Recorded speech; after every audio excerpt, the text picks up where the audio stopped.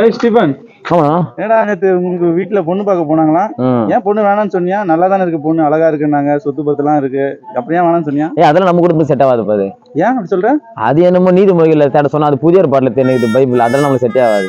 என்ன பைபிள் தெரியலன்னா கல்யாணத்துக்கு அப்புறம் சொல்லி கொடுத்துட்டா போச்சு, அதுக்கெல்லாம் பொண்ணு வேணாம்னு சொல்லியா? முன்ன பின்ன தெரியாத பொண்ணு கூட கல்யாணம் பண்றோம், ஆனா வேதாகம் தெரியாத பொண்ணு கல்யாணமே பண்ண மாட்டேன். என்னடா இவ்வளவு ஸ்ட்ரிக்டா சொன்னா பொண்ணு எப்படா கிடைக்கும் நமக்கு? ஒண்ணு ஆண்டவர் தர வராடுறா.